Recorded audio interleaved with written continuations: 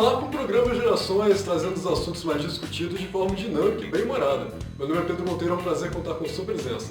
Como podem ver, a gente fez umas mudanças aqui no cenário, então espero que vocês gostem do visual novo. No programa de hoje falaremos um pouco sobre educação, não só nas escolas, mas educação que também vem dentro de casa. Para isso, contamos com a presença de Rosângela Soares, coordenadora pedagógica, que vai falar um pouco pra gente sobre como anda e como funciona a educação no Brasil. Mas antes de começar o nosso programa, eu gostaria de fazer um agradecimento ao meu primo Gilson Elias, que vem acompanhando o nosso programa lá em Minas Gerais. Ele vem acompanhando pela nossa página no YouTube, é só você botar lá, Programa Gerações, para poder conferir alguma entrevista passada que você tenha perdido ou queira ver de novo. Também conheça a nossa página do Facebook, www.facebook.com/Programa Gerações. Lá, inclusive, você pode saber o resultado do sorteio que acabou de acontecer, aquela camisa que a gente vem apresentando a semana toda. Vai que você foi o ganhador da camisa. Então dá uma conferida lá que você vai saber sobre o resultado. Então, pode começar.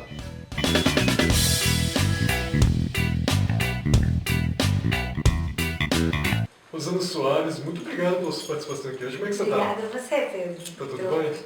Tudo bem. Obrigado por ter reservado um tempo para vir falar aqui com a gente. Rosângela, quanto tempo que você está no ramo de educação? 31 anos, né? Assim, oficialmente 30, mas eu comecei aos 17, tenho 48. Então, comecei bem novinha. Começou com 17, né? Você me formei aos 17 anos. Se formou aos 17? Aos 17 anos, antigo curso pedagógico que a gente falava, o curso de formação de professores, eu fazia profissionalizante, eu fazia no Colégio Estadual Miguel Couto. Quando o Miguel Couto, né, tinha banda marcial, tinha eu não era dessa época, de handball, Mas como é que era? Assim, maravilhoso.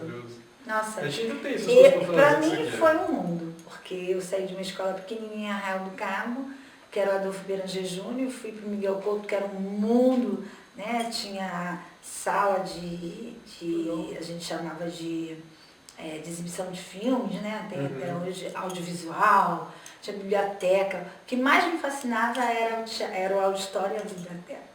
Legal. Sempre. Além de trabalhar, né, com coordenação pedagógica, vamos ver aqui, você já passou por muitos campos de educação. Foi educação infantil, fundamental, ensino médio, educação do ensino médio, ensino especial e pós-graduação à distância. Sim, e para EJA, no IFE. No IFE. Em 2013, eu fiz um processo de seleção bem difícil, de formação também, né, fazer várias capacitações no Instituto Federal Fluminense, em Campos, e fiquei ministrando, mas eu fiquei apenas 2 meses. Eu me sentia muito cansada de estar deslocando daqui para a estrada e mas foi um processo... Desses 3 cursos, vamos supor, do ensino infantil, ensino fundamental e ensino médio, qual que você acha desses 3 mais importantes para a educação de um aluno, para a formação dele? Olha, todos são importantes, mas o mais importante é a educação infantil. Infantil, a alfabetização... Há muitos anos atrás, acreditava-se, né, anos que eu digo assim, há 20, 30 anos atrás, né, a educação infantil era um luxo. As pessoas tinham a opção de botar ou não botar os filhos na escola. Mas hoje, novinhos, né? Mas hoje, o Ministério da Educação, na verdade, não fez essas modificações de trazer o ensino de 9 anos com a alfabetização, né? E valorizando a educação infantil, né? Falou que a educação infantil é uma das mais importantes, né? Exatamente, porque, na verdade, depois de muitos estudos, né, todos os pesquisadores que passaram, né, já falavam isso. Piaget, Vallon, Emília, o Vygotsky, então, todos disseram, um endossou o outro na mesma direção. E graças a Deus, nesse ponto, a gente teve uma evolução, porque as nossas leis abraçaram, se eu não me engano, 10, 15 anos para cá, essa ideia de que a educação infantil é importante no processo. Na minha opinião, todas são importantes, mas é a mais importante. É fundamental para poder levar o aluno na cabeça em futuro. Tanto que, quando a gente recebe um aluno, eu lá que trabalho com ensino integral, educação integral, quando a gente recebe, é mais difícil você implantar um programa integral com alunos que já estão no andamento das suas como que eu vou dizer, ensino médio, vamos implantar para o ensino médio, mas esse aluno do ensino médio já passou por uma outra situação de ensino, que era o ensino de 4 horas tempo, 4 horas na escola. Então, para ele vai ser mais difícil se adaptar. Uma criança que você vai adaptando no ensino integral, na educação integral, desde pequenininho, com certeza a gente vai ter E você acha que a gente está aperfeiçoando a educação infantil? Eu acho que a educação infantil, ela hoje, ela tem... Ela sofreu uma grande modificação, né, ao longo desses anos todos, mas eu penso assim, que tudo é bem-vindo. Claro que nada em excesso faz bem, né? Se a coisa desgastante, direciona para o excesso, não vai ser bom. O que eu quero dizer de excesso? As pessoas acharem que uma criança pequena tem que fazer trocentas coisas, muitas coisas, desculpa a palavra, mas eu gosto de usar esses termos, 1000 coisas ao mesmo tempo para aprender e ser... Os pais têm muito essa coisa, porque tem que fazer isso, tem que fazer aquilo, tem que fazer balé, tem que fazer inglês. Não é bem assim, né? A criança, ela tem que ter oportunidade de brincar. A criança pequena tem que brincar, tem que aprender brincando.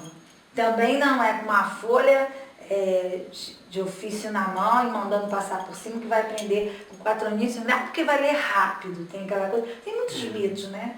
Tem muitos mitos. É aquela história, o seu tempo foi um tempo, meu tempo foi um tempo, né? Eu aprendi a ler e escrever, Pedro, até coloquei isso numa biografia essa semana, com a minha professora cantando. Faz a abelhinha, viva a escovinha, e índio se escondeu. Quando viu o amigo, ele apareceu. Mas isso foi há muito tempo, 30 e poucos anos atrás. Eu era uma aluna agitada, ela cantava isso, penteava meus cabelos que eram bem lourinhos, pintados, mas eram lourinhos naturais, cacheadinhos, difíceis. E para me acalmar, ela botava, eu deitava a cabecinha no colo dela e ela penteava e eu ia aprender. E eu aprendi as letras assim. Então, assim, e nunca esqueci essa música. Olha só, eu tenho 48 anos e a música ainda ecoa na minha cabeça, com Tia Eulália cantando, Tia Dorinha cantando, que foram as minhas alfabetizadoras. Então, assim, isso foi um tempo. Hoje a gente tem um tempo que as pessoas querem que as crianças com 5, 6 anos já estejam com o celular na mão. Que também não é muito recomendável. A gente gosta muito de contar aqui no programa. Aliás, nada é recomendável. A gente, ao longo do programa, diz, o programa Gerações, a gente trata um pouco de comparar as gerações passadas com as presentes para pensar nas gerações futuras. É isso aí, a gente está pensando isso. A gente pensa na educação porque o que acontece? A gente vai até falar um pouco isso sobre o comportamento dos alunos hoje, que antigamente as crianças tinham menos preocupação com as coisas, as pessoas tinham menos preocupação com as coisas. Eram preocupações um pouco mais importantes, né? A gente educava os filhos, às vezes, para poder falar sobre política, para poder falar sobre cultura, para poder falar sobre história. Hoje você chega em casa, você está o quê? Preocupado para saber quantos likes você ganha na sua foto do Facebook, para saber se o Big Brother começou. É uma outra geração, mas o pessoal está se ligando muito ao entretenimento. Entretenimento é bom, lazer é bom. A gente não pode se desgastar com as coisas e às vezes esquecer um pouco do lazer. Mas esquecer um pouco de cultura, de aprender as coisas. Existe lazer e lazer, né? Por exemplo, aí no que você está falando, eu vejo muito assim, a cultura está sendo esquecida, porque essa mesma criança que tinha que estar no quintal, brincando, cantando ciranda, cirandinha, as mães resgatando essas coisas, não existe mais. Então, assim, as crianças não cantam, as professoras muitas vezes, por sua vez, também não sabem cantar. Existe uma geração, por incrível que pareça, de professores que não sabem cantar. Então, eu vou falar um pouco de professores também. Se você não canta, você não ensina. Aquela história, a criança faz, ela aprende vendo, ela aprende com você fazendo. Se você não canta, se você não conversa, como que vai aprender a conversar? Se você não lê e não ensina o menino a ler, o menino não vai ler.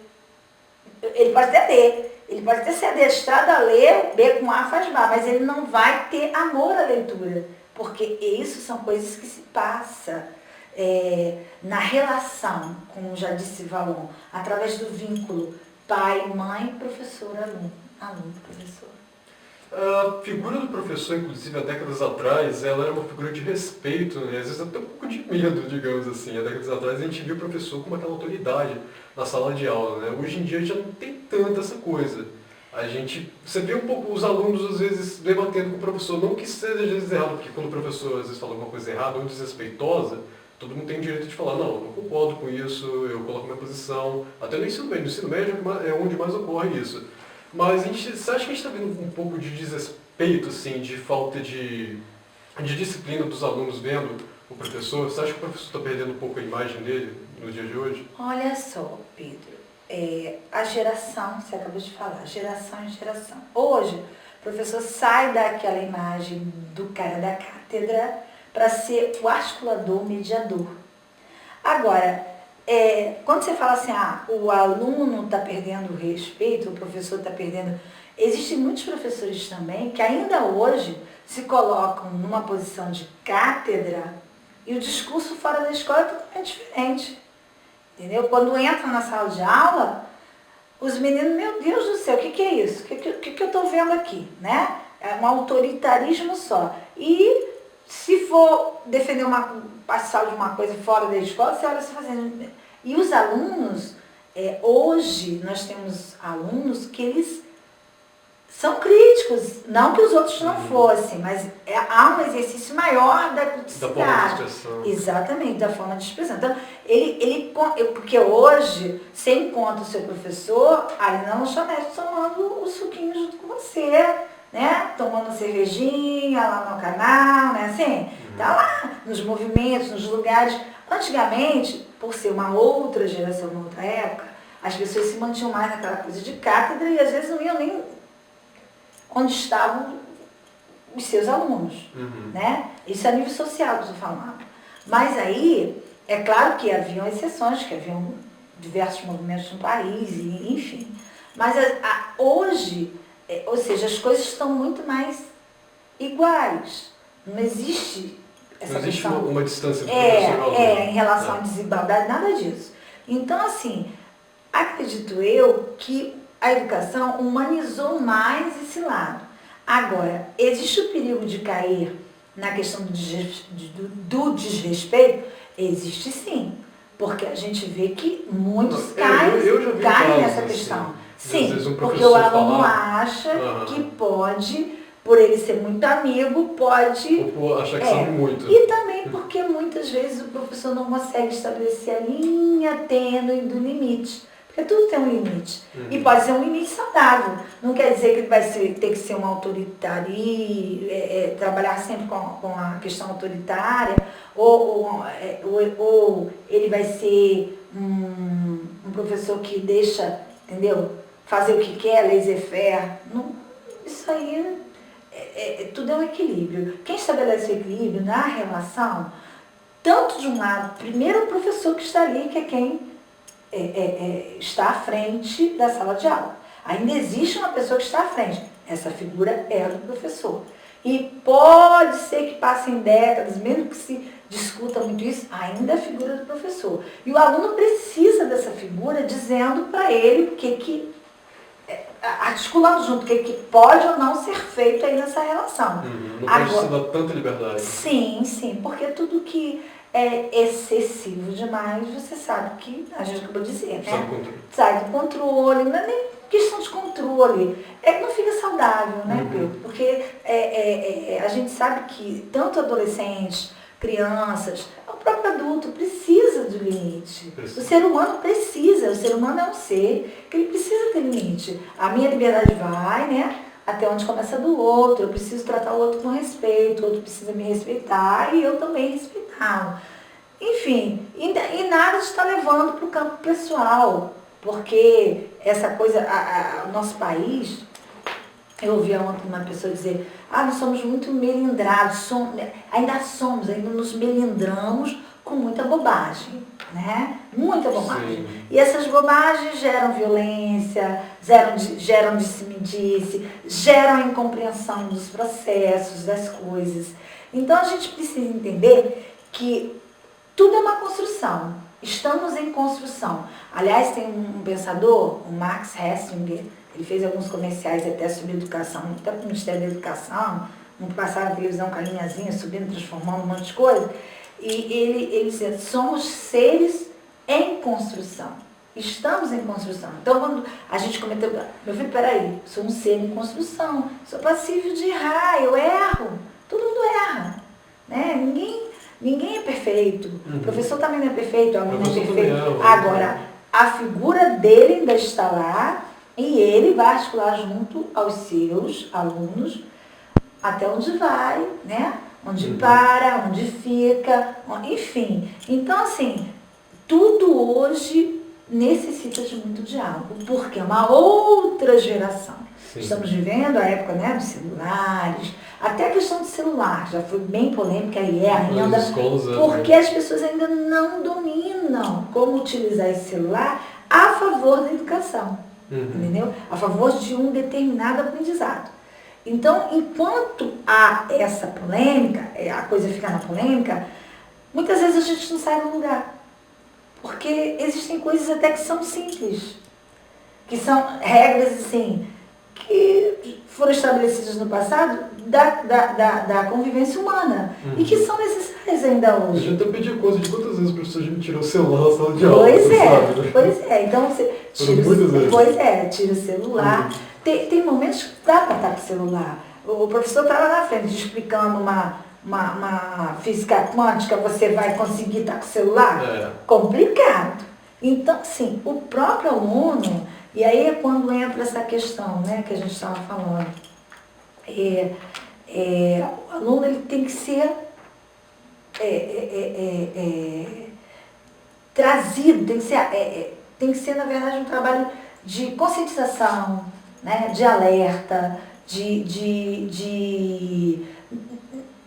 eu diria que não é colocar o limite pelo limite como uma questão assim ainda existe isso, né? Até hoje também dentro das escolas, não pode fazer, não pode beijar a namoradinha. Oh, meu Deus do céu, mas ele vai beijar, se você virar as costas, você fala, não pode aqui, se você virar, ele já beijou a menina. A escola que eu estudava era uma escola pequena, e acredite, o pessoal arranjava um jeito. Pois é. Então, gente, não é melhor dizer, olha só, por favor, quando for beijar, maneira, aqui não é o pátio do clubinho, entendeu? Então é um outro modo de dizer. Sobre os professores, um outro problema que muitas universidades e faculdades têm é que eles preparam muito professor para determinada disciplina, mas eles não preparam eles para encarar, né, a sala de aula. A gente vê alguns professores despreparados hoje em dia. Isso é uma questão assim, de formação, né? Muitas vezes a faculdade ela tem um programa que é mais teórico e não contempla essa coisa da prática. Eu acredito muito hoje, Pedro, que um professor, para estar, né, ali pronto para mediar, ele vai ter que subir uns degraus, vai ter que aprender com os tempos. Vai ter que aprender. Às vezes, não só a teoria, né? A prática. Mas, às vezes, a faculdade tem até um sistema bom de estágios, que o professor chega e consegue captar e vai estagiando, vai aprendendo e vai mediando, enfim. Ele começa já desde a universidade e sai dali. Agora, tem uma coisa, a faculdade, ela não dá ao professor esse manejo. Essa experiência. Não dá.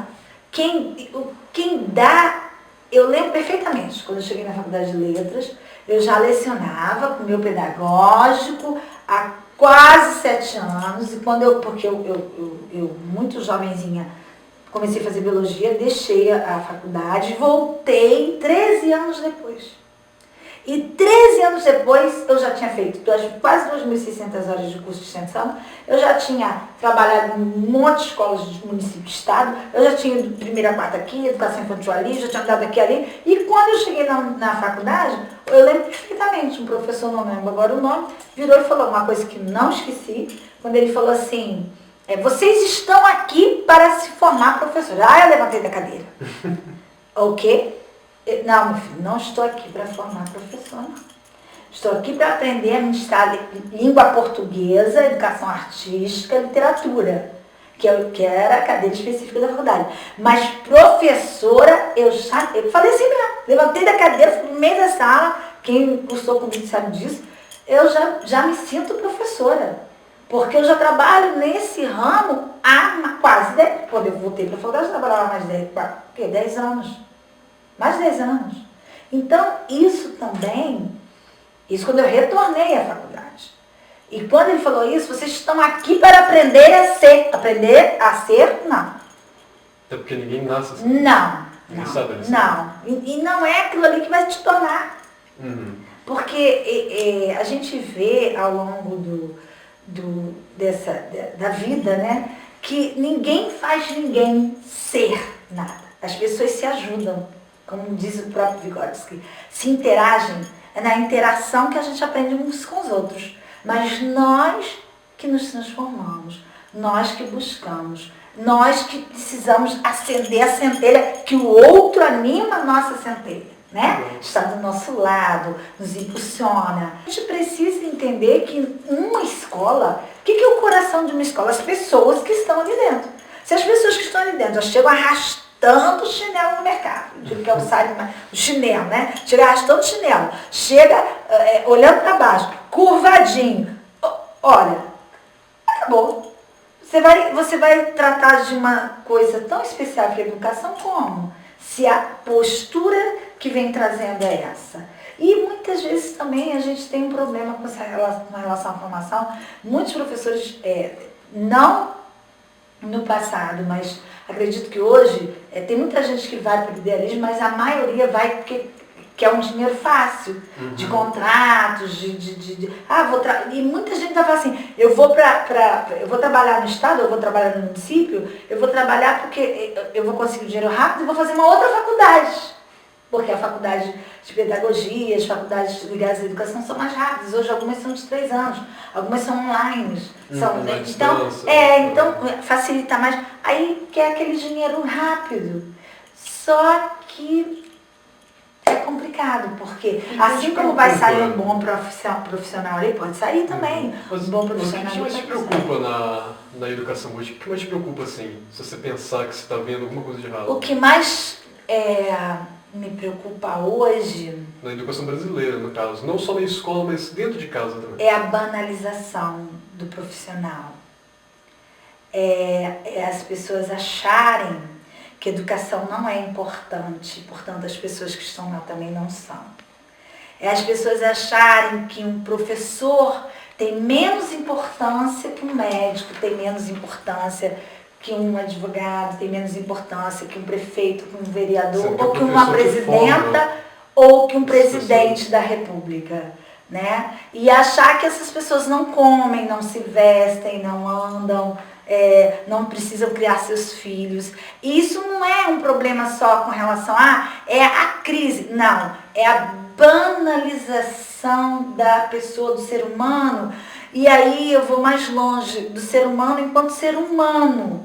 E isso é muito complicado, porque assim como isso está acontecendo com os professores e com muitos outros profissionais do nosso país, eu não estou falando a nível nem de região, nem de estado, estou falando a nível nacional, a nível de mundo, talvez, isso também vai acontecer com outros profissionais. Quando você banaliza o outro, quando você minimiza a ponto de dizer assim, eu posso deixar essa pessoa sem essa coisa que ela precisa para viver. Aí é complicado.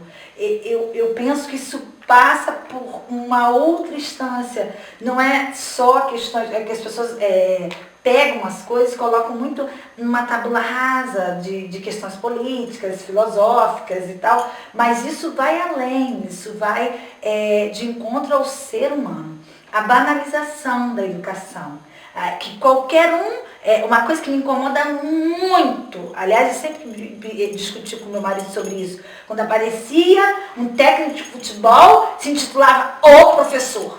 O que é isso? Aí eu falava, que negócio é esse? Aí ele até dizia pra mim, não, mas o fulano tinha, não sei se era o Tele, sei lá quem, acho que já faleceu, esse tinha educação física. Bom, se ele tem educação física, não pode ser chamado de professor. É o professor. Todo mundo é professor nesse país. Meu Deus, não é não. Nem todo mundo está professor nesse país. Porque eu não sou, eu estou. E na condição de estar, nem todo mundo está professor nesse país. Ser professor é uma profissão muito digna, muito humana. Você não mexe só com os saberes. Hoje a gente fala, Pedro, em articulação de competências socioemocionais e cognitivas. Olha isso. Precisa ensinar, você precisa articular essas competências. Não é qualquer um que articula isso. Não é qualquer um que articula junto ao outro uma competência em que o outro tem que aprender a lidar com o outro. Isso é uma competência. Tem que aprender a lidar com o outro. Olha só, você aprender a lidar com o outro, você precisa se entender como eu e quem está do seu lado. Então, as pessoas pensam que se aprende isso assim, né? Tomando suquinho na esquina e se intitulando professor. Não é assim, não. Olha, gente, são 30 anos, eu não aprendi nada. Eu não sei nada. Eu estou aprendendo ainda. Eu dizia para o meu filho, agora que eu estou numa escola integral, depois de tantos anos, num CIEP, eu vim a dizer, aprendi um pouquinho nesses 3 anos. E olha que eu rodei esse chão aqui dessa região toda. Assim, quem me conhece sabe. Já, como você falou, já participei de muitos segmentos da educação. Então a gente começa a aprender um pouco sobre o outro. Quando esse outro, a gente percebe que esse outro precisa. Mas essa educação que a gente está falando assim, você acha que a educação em casa é mais importante do que a educação em escola? Com certeza. Porque tudo isso com que você está falando de banalização, com certeza. Essa ideia que as pessoas estão tendo vem em casa, né? Com certeza, a gente tem que tomar cuidado com isso. Certeza. Eu ouvi uma vez o professor Roberto Lerner dizer uma coisa no meu curso de coordenação pedagógica, eu nunca esqueci. Eu não sei se eu vou saber contar direito, mas que no México teve uma grande greve. Isso foi há uns anos no México e ele morava lá, né, por essa época, o professor Roberto Lerner, que é um especialista da UFRJ. E ele disse o seguinte, que nessa ocasião havia muitos estatutários que estavam já há quase 2 meses em greve no país, do país inteiro. E o presidente começou a contratar pessoas para colocar no lugar desses professores. E ele ficou estupefato quando ele viu que naquela ocasião os pais foram para a porta das escolas, não deixaram os contratados entrar, porque para fazer valer os direitos daqueles que estavam. Então ele falou, o dia que o nosso país aprender a brigar por seu... Brigar? Eu digo não é brigar de foice na mão, não. A brigar e a defender, a lutar por seus professores. E aí ele falava da sociedade, da família, educadamente, né? E não, olha só, nosso professor precisa que o senhor olhe com carinho, né? Que Vossa Excelência veja. Então, esse é um movimento e olha, Pedro, eu morro e não vejo. Eu desencarno e não vejo. Eu vou fazer 50, eu faço 50 anos daqui a 1 ano. E acredito que eu desencarne e não veja, porque isso é um processo de amadurecimento. E o nosso país ainda é um país muito imaturo, politicamente e socialmente. Politicamente, Então, esse país ainda precisa amadurecer. Se a gente falar disso, a gente vai ter que fazer uma outra entrevista daqui a pouco. Com certeza. Né? Mas como nós estamos falando de educação, educação é isso. É quando você, mesmo que você tenha uma bananinha para dar para o seu filho, você mora num casebre, mas que você diga a ele, filho, você não pode jogar a casquinha da banana no chão de terra. Você joga na sacolinha que veio do pãozinho que o papai conseguiu comprar. E a gente vai ver uma lixeira, né, para colocar. Aí sim a gente começa um processo, né, todo um processo. Enfim, mas a escola está para ensinar isso também está posta para isso. Eu acredito muito no ser humano.